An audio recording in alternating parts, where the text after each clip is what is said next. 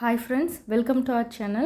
இன்னைக்கு நம்ம இந்த வீடியோல ரொம்ப ஈஸியான ஒரு ஸ்நாக் ரெசிபி தான் பார்க்க போறோம். மசாலா டைமண்ட் கட் எப்படி செய்யலாம்ங்கறத பார்க்கலாம்.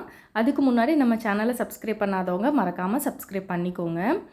இன்னைக்கு நான் 1 கப் மைதா மாவு எடுத்துக்கிறேன். நீங்க மைதா மாவுக்கு பதிலா கோதுமை மாவு கூட எடுத்துக்கலாம் அல்லது பாதி அளவு மைதா மாவு பாதி அளவு கோதுமை மாவு எப்படினாலும் எடுத்துக்கிடலாம்.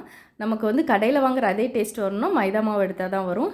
இதுல 1/2 ஸ்பூன் ஜீரகம் 1/2 ஸ்பூன் மிளகு ஒரு 3 பல் பூண்டு இதை வந்து நம்ம நல்லா பொடிச்சு எடுத்துக்கிடணும். நீங்கள் நிறைய குவான்டிட்டியில் செய்யும்போது நம்ம மிக்சியில் போட்டு அரைச்சிக்கிடலாம்.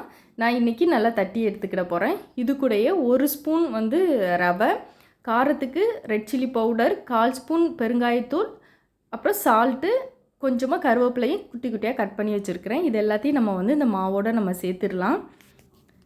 நான் இன்றைக்கி மிளகு சீரகம் பூண்டை உரலில் வந்து நல்லா தட்டி எடுத்துருக்கிறேன். நீங்கள் இதை மையாக அரைக்க முடியும்னா கூட நீங்கள் அரைச்சி நம்ம இது கூடயே சேர்த்துக்கிடலாம். இப்போ எல்லாத்தையும் நல்லா மிக்ஸ் பண்ணி வச்சுக்கோங்க. இந்த மசாலா நம்ம இப்படி இடித்து போடும்போது நல்ல வாசனை வரும். இது கூட 1 ஸ்பூன் வந்து நான் சூடான பட்டர் சேர்த்துருக்கிறேன். பட்டர் இல்லைன்னா பரவாயில்ல, 1 ஸ்பூன் நல்ல சூடான எண்ணெய் சேர்த்துக்கிடணும். இது மாதிரி ஆயிலில் பொரிக்கிற ஐட்டம்க்கெலாம் நல்ல சூடான எண்ணெய் 1 ஸ்பூன் நம்ம சேர்த்தோன்னா நமக்கு நல்லா கிறிஸ்பியாக வரும். முறுக்கு, சீவல், அப்புறம் சேவு அதை மாதிரி செய்யும் போதெல்லாம் கண்டிப்பாக நம்ம சூடான ஆயில் நம்ம சேர்க்கணும். இப்போ கொஞ்சம் கொஞ்சமாக தண்ணி மிக்ஸ் பண்ணி நம்ம சப்பாத்திக்கெலாம் பிசைவோம்லாம் அந்த பதத்துக்கு நம்ம பிசைஞ்சிக்கலாம். இப்போ எல்லாம் ரெடியாக இருக்குது. இது ஒரு 15 நிமிஷம் நமக்கு ஊறட்டும். இப்போ 15 நிமிஷம் ஆகிட்டு நல்லா சாஃப்டாக ஊறிருக்கு. இப்போ நம்ம இதை வந்து தேய்ச்சிட்டு நம்ம கட் பண்ணி எடுத்துக்கலாம். டைமண்ட் ஷேப்புக்கு கட் பண்ணி எடுத்துக்கிட வேண்டியதான். ஸோ ரொம்ப 2 பங்காக நான் எடுத்துருக்கிறேன்.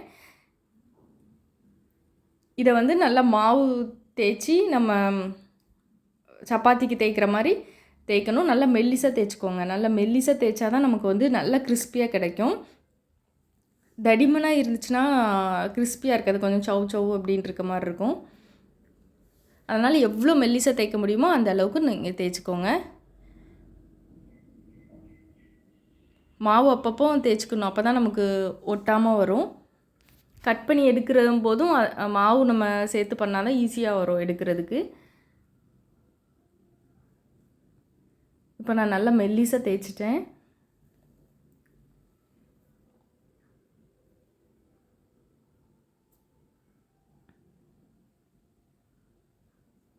இந்த அளவு மெல்லிசாக நான் வச்சுருக்கிறேன். இப்போ நம்ம வந்து கட் பண்ணிக்கலாம். ஒரு கத்தி அல்லது கட்டர் எடுத்துகிட்டு நம்ம பீஸ் போட்டுற வேண்டியதான்.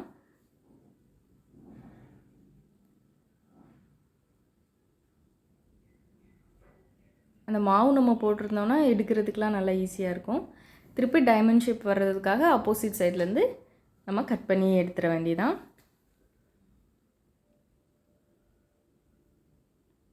எல்லாத்தையும் கட் பண்ணிவிட்டு ஃபஸ்ட்டே ஒரு பிளேட்டில் வந்து நீங்கள் தனித்தனியாக எடுத்து வச்சுருங்க.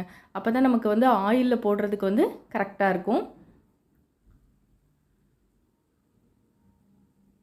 இந்த மாதிரி தனித்தனியாக எடுத்து நம்ம பிளேட்டில் எடுத்து வச்சிடலாம். இப்போ வந்து ஆயில் நல்லா ஹீட் ஆனதுக்கப்புறம் தான் நம்ம போடணும்.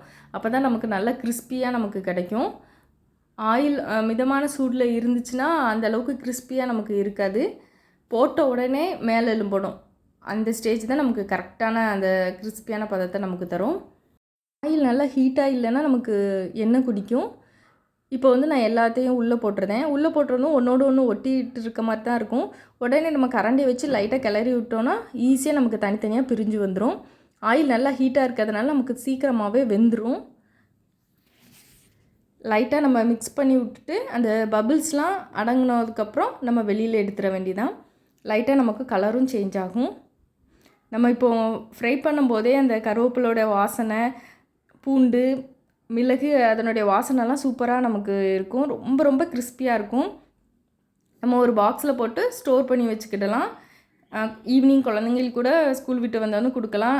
டீக்கு ரொம்பவே சூப்பராக இருக்கும். நமக்கு கடையில் வாங்குகிற அதே டேஸ்ட்டில் இருக்கும். நீங்களும் ட்ரை பண்ணி பாருங்கள். தேங்க்ஸ் ஃபார் வாட்சிங். உங்களுக்கு இந்த வீடியோ யூஸ்ஃபுல்லாக இருந்துச்சுன்னா உங்கள் ஃப்ரெண்ட்ஸ்க்கும் ஷேர் பண்ணுங்கள், லைக் பண்ணுங்கள், கமெண்ட் பண்ணுங்கள், மறக்காமல் சப்ஸ்கிரைப் பண்ணிடுங்க. தேங்க்யூ.